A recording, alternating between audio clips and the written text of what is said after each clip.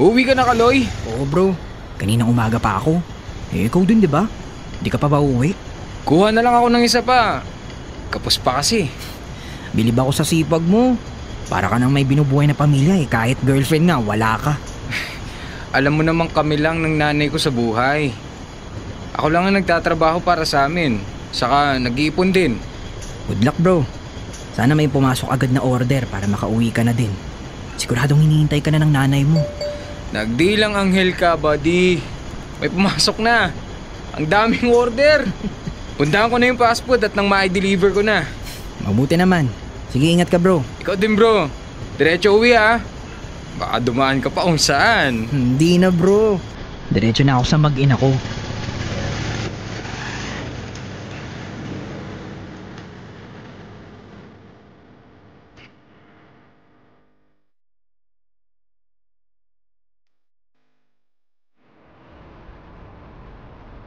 Sana naman kompleto itong mga utensils. Nung huling delivery ko, pagalitan pa ako dahil kulang-kulang.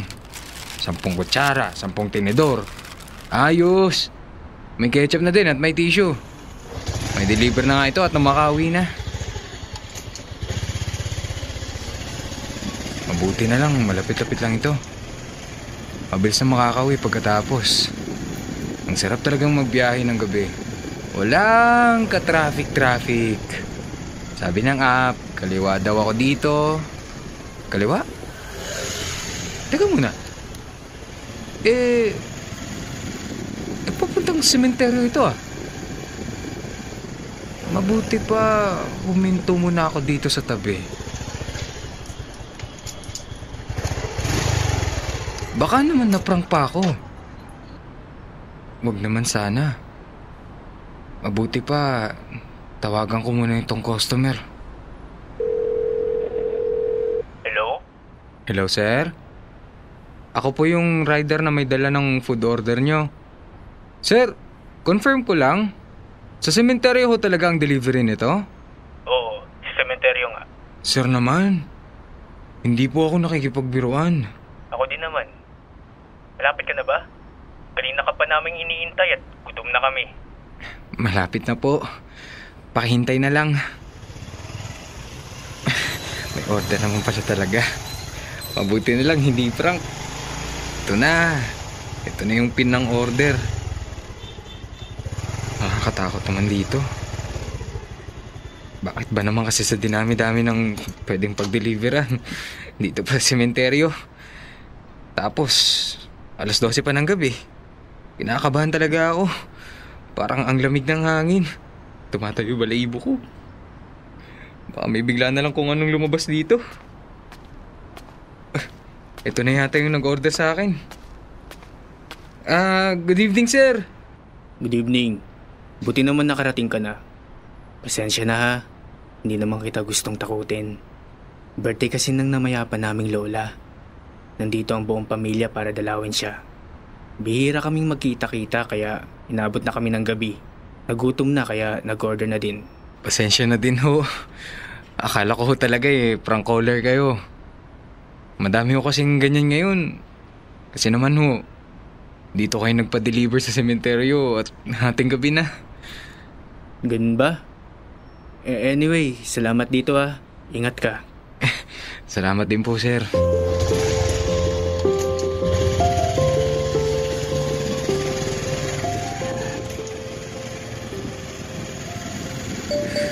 Pauwi na lang ako, may pumasok pa. Kunin ko na lang din. Sayang din ito. Total, on the way naman yung restaurant. Last delivery ko na talaga to.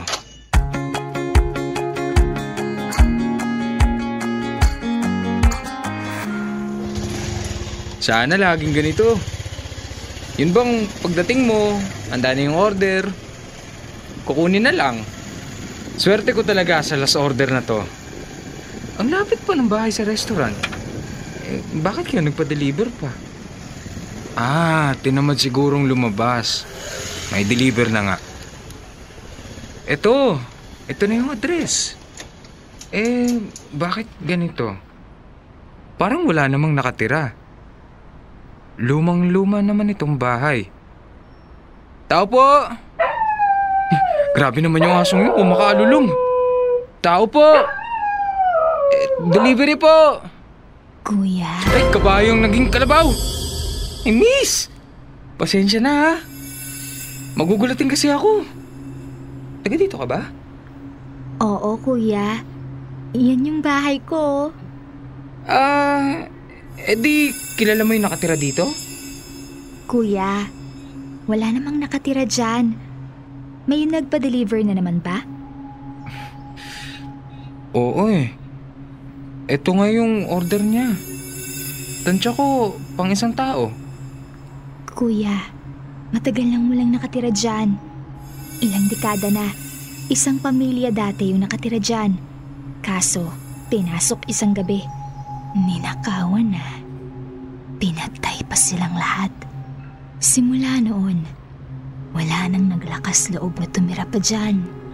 Alam ko nga binibenta yan eh. Wala lang bumibili. Ganun ba? Siguro may wala na namang magawa at napagtripang mang prank na rider. Nakakainis nga yung mga ganun. Madalas may nagde-deliver dyan. Kawawa lang yung rider. Naaabala. Sige kuya. Ingat ka. Sige, salamat. Di bali. Papasalubong ko na lang itong order kay nanay.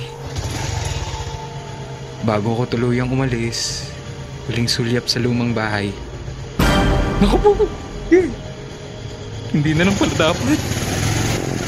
May babaeng nakatayo sa bintana, walang ulo. Nanay ko!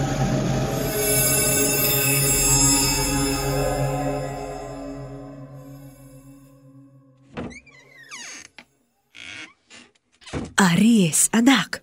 Ikaw na ba yan? Opo, Nay. Bakit po gising pa kayo? Ay, tinatapos ko lang itong pinapanood ko. Maganda. Tamang-tama. Nay, may pasalubong ako sa inyo. Ay, parang sarap nito ah. Salamat anak. Ikaw, bakit di mo ko saluhan? Kumain na po ako, Nay. Sasamahan ko na lang po kayo sa panonood. Halika dito at malapit na din naman itong matapos.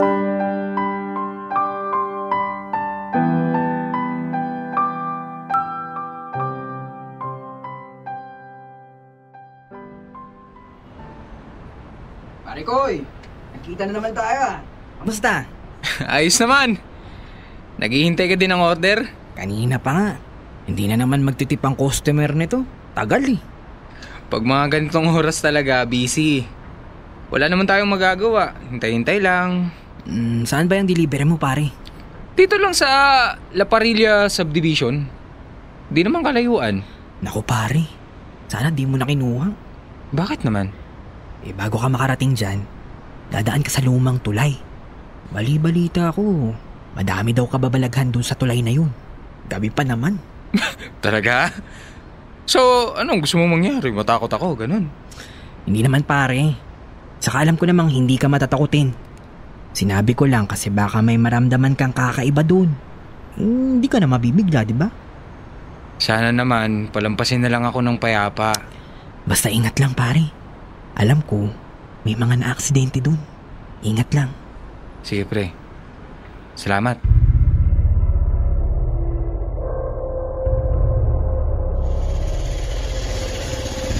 Eto namang si Kaloy. Nanakot pa eh. Hindi tuloy mawala sa isip ko. Eto na ang tulay. Amoy sampagita. Ang bango-bango. Parang amoy kapag may burol. Burol? Ano ba naman itong naiisip ko? Salahan talaga ni Kaloy to. Pero ang weird ah. Wala naman kasi ako nakikita ang puno ng sampagita pero amoy sampagita. Uy, ano yun? Parang may bigat ng konti ang motor ko. Parang may umangkas. Saka ano ba itong... Ano ba ito? Tumatama sa mukha ko. Buhok! Bakit may buhok? Tagal mo dito sa lugar na ito. Ako namatay. Ha? Sino ka? Nanay ko po. Totoo ba itong nakikita ko sa side mirror ko? May nakaangkas sa akin. Babaeng nakasuot ng puti. Mahaba ang buhok. Totoo nga ang sabi ni Kaloy. Nanay ko po! Salamat, nakalampas na rin ako sa tulay. Gumaan na yung motor ko. Wala na yung buhok na humahampas sa mukha ko. Salamat naman at bumaba na yung kung anumang nilalang na umangkas.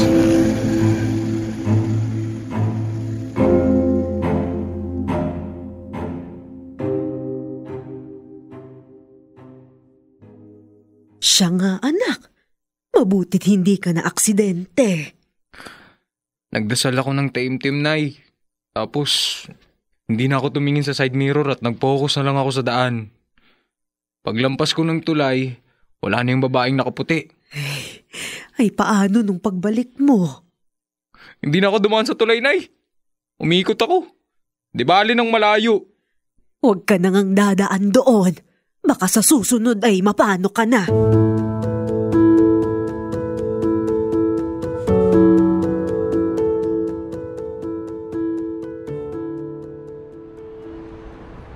O pre, bilis mo nakuha yung order mo ah. Palis ka na? Oh, ikaw ba? Mga 15 minutes pa siguro. Bulk order kasi pre. Pre, totoo nga yung sinabi mo tungkol dun sa tulay. Kaya nga hindi ako dumadaan dun pre. Eh bakit? Ano nangyari sa'yo? Una muna, nagamoy bulaklak yung paligid. Ang tapang na amoy ng sampagita. Amoy burol. Tapos, taramdaman ko na lang na parang bumigat yung motor ko. Parang may umangkas. Tapos may humahampas na buhok na sa mukha ko. Pagtingin ko sa side mirror, may angkas ako. Babae, nakaputi. Mahaba ang buhok, pre. Eh dapat daw kasi, bumusina ka muna ng 3 beses bago ka dumaan sa tulay. Ha? Bakit hindi mo binanggit sa akin yan? Eh, hindi ba? Baka nakalimutan ko, sorry ha. Kasi kapag bumusina ka daw, hindi ka gagambalain nung babaeng namatay sa tulay. Hindi na siya angkas. Pare naman. Sa hinaba-haba ng warning mo, yung pinaka-importante, yung pa yung di mo sinabi. Kung nalaman ko lang, bumusina sana ako. Nakadaan sana ako ng hindi kinakapos ng hininga sa takot.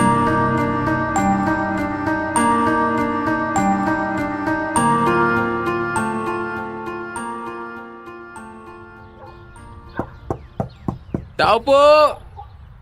Delivery po! Eto na. Sandali lang. Kanina ka pa dyan, iho? Pasensya ka na at may problema ako sa pandinig. Mabagal ang ting kumilos. Okay lang po, Lo. Ito na po yung gotong in-order nyo. Mainit pa po yan. Nandyan din po yung kalamansi na minessage nyo. Salamat, iho. Wala na kasi akong ngipin. Kung hindi sabaw, goto o lukaw lang ang kaya kong kainin. Siya nga pala, iho. Umuwi ka na. Tumigil ka na sa pagdideliver. Bakit naman, Hulo? Eh, unang customer ko pa lang ho kayo eh. Makinig ka sa akin. Nakita ko. Malinaw na malinaw ang aking pangitain. Kapag inabot ka ng 11:00 ng gabi sa kalsada, mamamatay ka. Lo, wag naman nung ganyan. Tinatakot niyo naman ako. Basta umuwi ka na. Umuwi ka na kung ayaw mong bawian ng buhay ngayong gabing ito. Nakakatakot naman si Lolo. Uwi na lang ako ng maaga ngayon. Mahirap na. Wala namang mawawala kung sumunod sa babala. Baka mamaya nga may mangyari sa akin sa daan.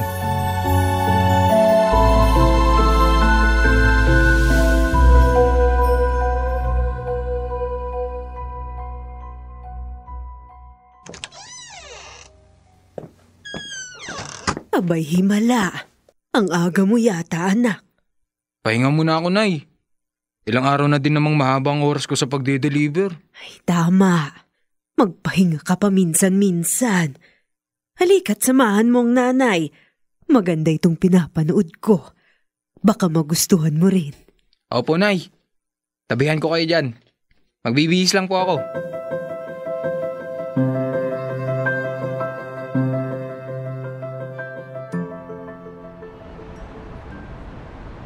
Pare, nabalitaan mo yung nangyari kagabi. Hindi. Bakit? Ano nangyari? May naaksidente dun sa kanto ng S. Santos. Yung intersection dun, umailalim yung rider dun sa truck. Ayun, hindi na umabot sa ospital. Dead on arrival. Naisip nga kita kasi lagi kang dumadaan dun, di ba? Naku, doon nga ang ruta ko madalas. Anong oras nangyari yung aksidente? Eksaktong 11:00. Dito nga daw galing yung rider. I-deliver sana yung pinick up na order. Pare, ayos ka lang? Namumutla ka. I-deliver ko lang itong order, pre. Uuwi na ako. Bigla sumama yung pakiramdam ko. O sige pare, ingat.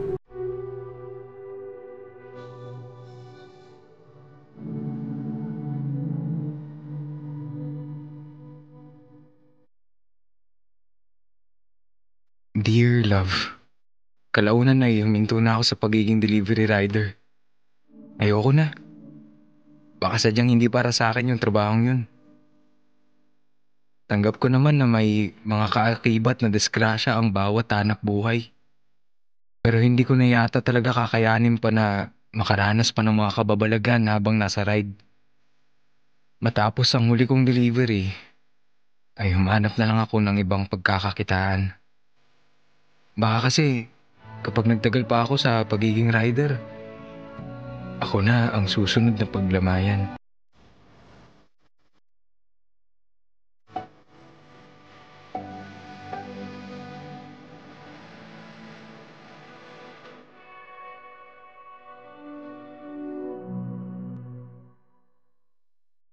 Kailangan pa bang i-memorize yan?